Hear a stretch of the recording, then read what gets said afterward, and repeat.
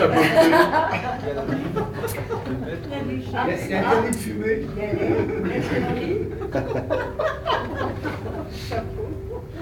Chapeau. Extra. C'est un chapeau. J'adore. Je reconnais nettement l'appartenance de l'œuvre à la mouvance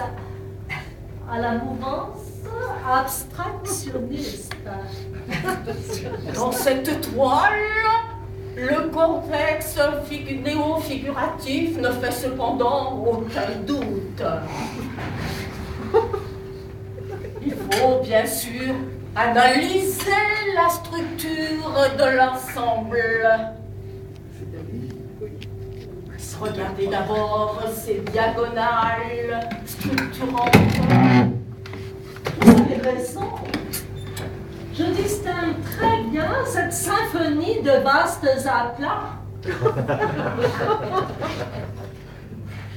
Et vous avez remarqué ces couleurs très contrastées.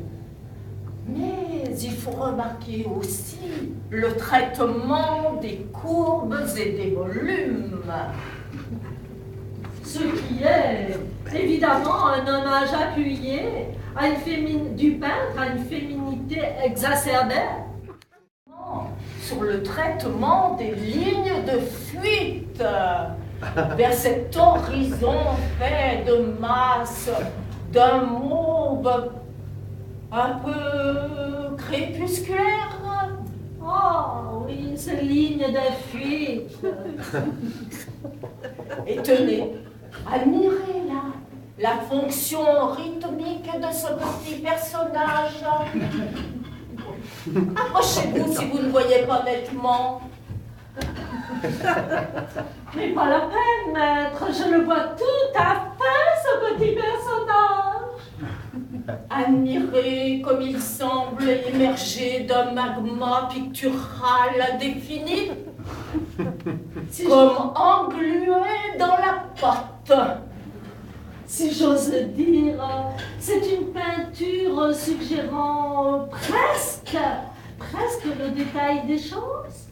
Bien entendu, et observez le vol de l'oiseau, là dans le coin droit de la toile.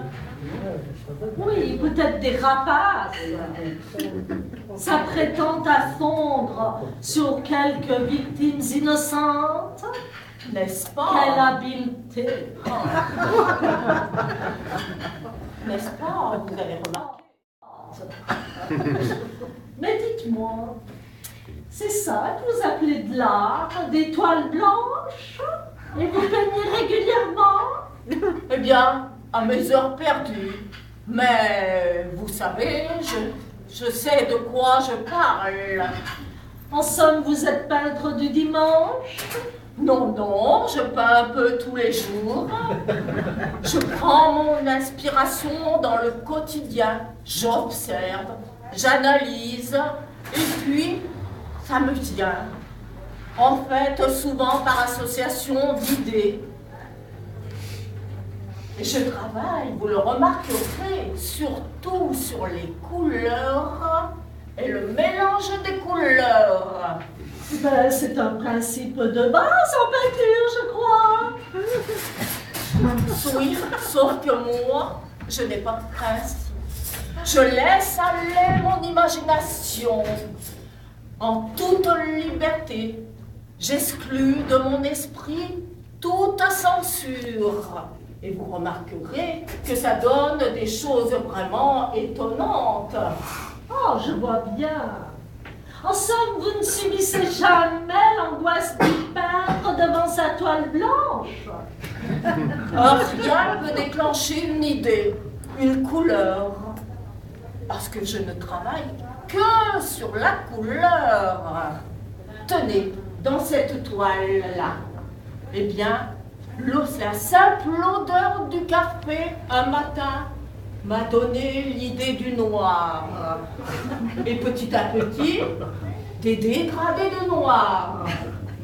Des dégradés de noir? Oui, bien sûr, avec l'odeur du café au lait.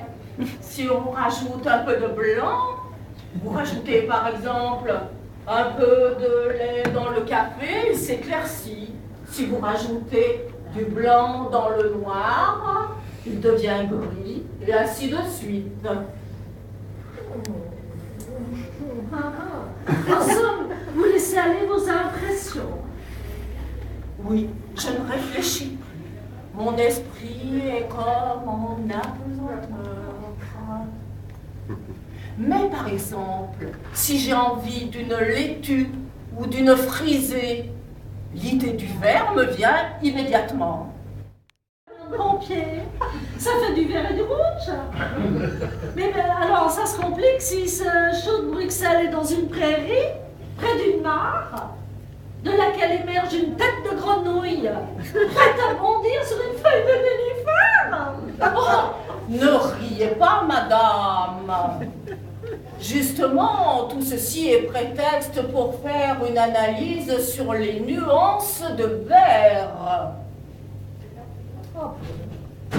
Eh bien, finalement, alors, dans la peinture, tout est question de nuances.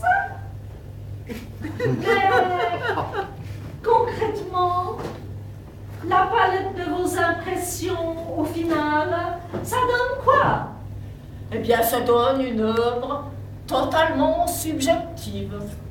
Alors, on comprend ou on ne comprend pas. On aime ou on n'aime pas. Mais ce n'est que question de sensibilité. Oh, je comprends bien. Je m'arbouille, moi, quelquefois, mes arts.